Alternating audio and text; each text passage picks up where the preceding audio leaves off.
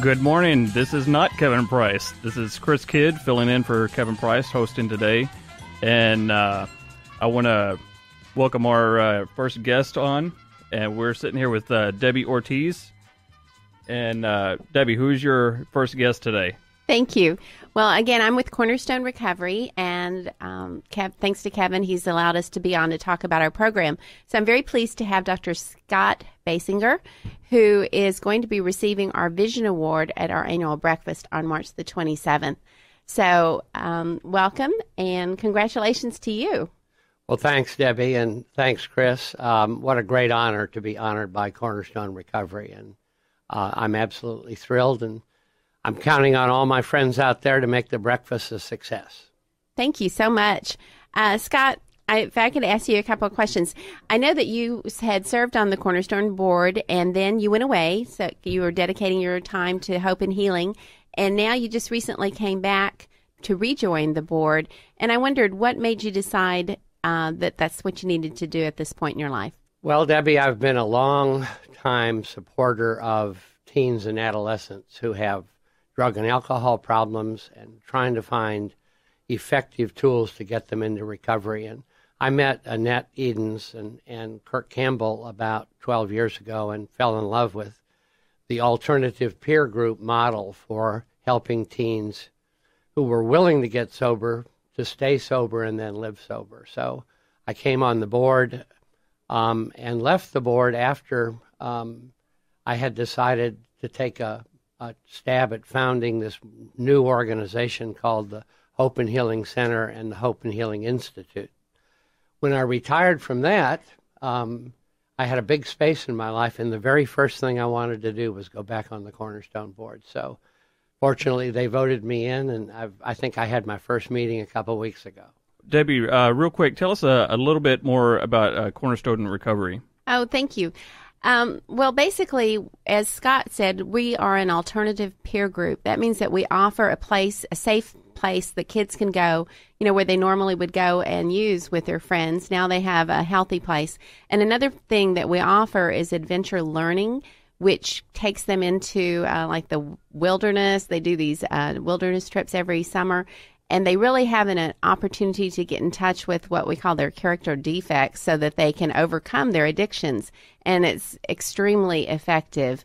And I know that that's part of why Scott has been involved, because he came on early. We've been in existence for 15 years, and we've just continued to refine the model. And we have 90% effectiveness in treating kids. Scott, I know a lot of times people will have different passions for things, and certainly I can tell you're passionate about this. A lot of times I know that stuff will come from life experiences. Was there anybody in your life that has dealt with addiction or had to go through recovery or anything where this kind of came from that caused you to be so passionate about it? Or Well, Chris, you're a wise man. I come from a family where addiction was rampant. My mother suffered greatly from it and died early. And I myself, in the 80s, got into serious trouble with drugs and alcohol. I was given an intervention and the opportunity to get myself clean and sober, and I did. And I'm proud to say I've been in recovery for more than 27 years. And that's actually not unusual when you're dealing with addiction. It is a family problem, and that's another reason why Cornerstone is really effective, because we do bring the whole family in. The parents are taught how to deal with this issue so that they're not enabling their children to continue their addiction problems. So thank you for sharing that, Scott. I appreciate it. You mentioned a while ago that you just retired, and I know that you had retired from Baylor College of Medicine, and you had worked there for 40 years. So tell us a little bit more about the work that you did there and what you've been doing since your retirement, other than deciding to come back on board. Well, thanks, Debbie. I've had just an amazingly wonderful career.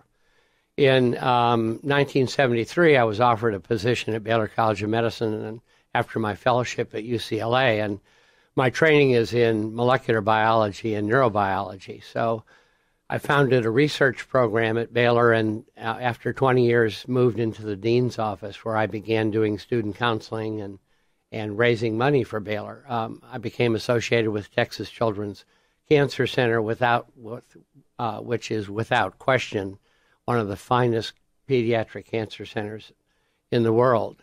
So after 20 years in the dean's office, I was ready to retire. And then some friends of mine asked me to found this new organization called the Hope and Healing Center and the Hope and Healing Institute. And I did so, and after we had been open 2 years, finally had the strength to say, all right, I'm done. So I retired on December 31st, and the very first thing I did was come on the Cornerstone board. And I want to reinforce what you said. This is a huge, huge national problem. Our country spends over $580 billion a year on the consequences of addiction. It absolutely is a total family destroyer. And when it affects kids, families just come apart at the seams. So we really need to focus on how do we keep our kids sober, and when they get in trouble, let's not shame them or throw them under the bus. Let's help them out. Let's get them effective tools for recovery. And the alternative peer groups and Cornerstone Recovery, among the other alternative peer groups, is an outstanding tool for parents to use to get their kids sober. I know we're getting really close to running out of time, but what would you say to somebody? How do you get somebody to that place of getting help when a lot of people they don't want to get help for it, or maybe their family members just kind of say, well, maybe it'll just get better on their own? How do you get to that point? Well, Chris, that's the key question. Clearly, everyone who is sober has finally gotten there because they finally had enough and they were willing to get sober. So you use a combination of pressure, meaning, son, if you don't change your ways, we're going to have to ask you to leave home. And parents find that very difficult to do. But finally, by backing a person, either an adult or a child, into a corner, they'll finally look in the mirror and say, I've had enough of this, I'll accept help. And there's plenty of help available. Houston is a wonderful city to get help for both adults and children who are interested in recovery. Is there a website that you can give us real quick? It's cornerstonerecovery.org, O-R-G. And I do want to remind our listeners, we talked about it at the last program and also at the top of this one, that our annual breakfast is on March the 27th at the River Oaks Country Club. And as I said, we will be honoring Dr. Basinger. And it's a wonderful opportunity to come and hear more about the issue of addiction and also, of course, the work that Cornerstone Recovery does. So we would love to have them. That was a great segment, and definitely thank you for being on, Scott, and also Debbie. I'm Chris Kidd. We'll be right back with The Price of Business.